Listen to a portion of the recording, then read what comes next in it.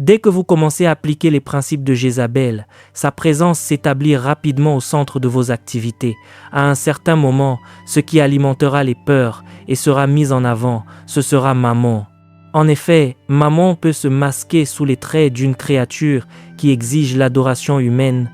Il peut détourner un pasteur, il peut faire dérailler un ministère, peu importe que cet homme ait un titre ou qu'il ait 50 ans d'expérience derrière la chair. Les démons ont envahi notre civilisation parce que la plupart de nos pères sont allés en Amérique pour chercher des ressources pour leur ministère. Au moment où ils s'y sont rendus, le réveil en Amérique était en déclin et Jésus était déjà parti. Ainsi, les choses qu'ils ont copiées et rapportées ici sont responsables de notre dérive. Nos ancêtres, eux, ont trouvé Dieu sur les montagnes de la prière. Ils n'ont pas appris à travers des conférences et des séminaires. Ils ont eu des rencontres de première main, tout comme Ésaïe au sommet de la montagne. Ils ont appris à chercher la face de Dieu. Le seul homme que vous pouvez suivre en toute sécurité est celui qui suit le Christ comme son unique objectif. Cet homme est désespéré de Dieu. Le seul exemple qu'il regarde, c'est Jésus. Le seul exemple qu'il respire et pour lequel il vit, c'est d'honorer Jésus et de le rendre fier. C'est le seul homme que vous pouvez suivre pour être en sécurité. Si vous suivez un philosophe, vous finirez avec des démons de la philosophie. Jésus n'a jamais prêché de message de division, jamais. Nous sommes les victimes d'une invasion. Nous ne savions pas que Satan avait pris le contrôle et à l'heure actuelle, nous ne parvenons plus à distinguer l'Esprit de Dieu, car d'autres esprits occupent notre espace. Nous recevons des miracles de faux esprits, nous recevons des enfants d'esprit des eaux et tout le monde vient en témoigner. La terre est polluée, nos prières sont entravées par le prince de l'oppression, il n'y a aucune pénétration dans l'esprit, tout le monde pleure, la terre est desséchée, les ténèbres sont partout. Nous enterrons nos enfants tous les jours, ou un jour sur deux. Pourtant, le Dieu de la Bible était connu comme un champion dont la puissance se révélait au jour du combat. Vous ne connaîtrez jamais Jéhovah tant qu'il n'y aura pas de combat. Qu'est-il arrivé à l'Église au Nigeria? Qu'est-il arrivé à l'Église? La Bible dit dans le livre des Actes des Apôtres, au chapitre 12, que l'Église adressait des prières à Dieu. Un seul ange a été envoyé dans la ville pendant la nuit. Il a fait sortir Pierre de la prison et lui a dit « Ton heure n'est pas encore venue. La voix de ton peuple est montée jusqu'à Dieu et j'ai été missionné. » Pierre pensait être en pleine vision et voulait simplement s'enfuir et partir. Mais l'ange lui a dit « Non, ce n'est pas une stratégie de fuite. C'est une procession sur tapis rouge. Prends ton manteau, mets-le, habille-toi, ne te précipite pas. » Il y avait de la majesté dans sa délivrance. Il y avait de la gloire et de l'honneur. Ne cours pas nu, ce n'est pas une évasion. Le grand monarque de Sion a exigé que tes liens soient brisés. Et même dans sa délivrance, il y avait de l'honneur. Qu'est-il arrivé à l'Église au Nigeria? N'est-ce pas Jézabel qui est devenue notre instructrice? Les philosophies tirées de la sorcellerie sont devenues les principes par lesquels nous opérons. Un ministre de Dieu de haut rang dans une autre ville est en colère parce que Dieu a suscité un autre prédicateur à des centaines de kilomètres de la base de son propre ministère. J'ai vu des choses, j'ai vu de la résistance de la part de mes frères, de la part de personnes qui sont censées être les gardiennes des choses de Dieu. Avant de poursuivre cette vidéo, j'aimerais vous partager quelque chose d'important.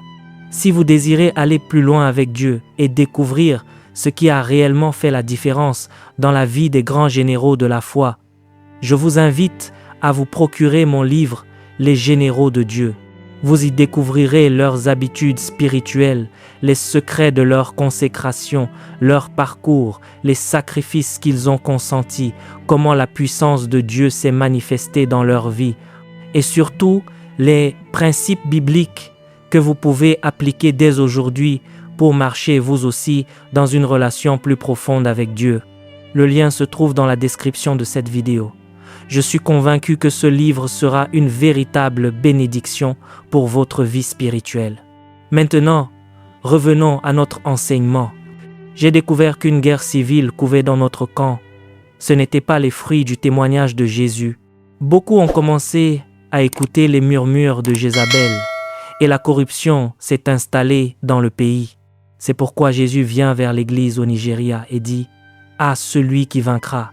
Ce n'est plus une affaire de congrégation, c'est désormais personnel, alors qu'il disait auparavant que celui qui a des oreilles pour entendre, entende. Il est venu dans le livre de l'Apocalypse et a dit que celui qui a une oreille, ce n'est plus au pluriel, c'est au singulier.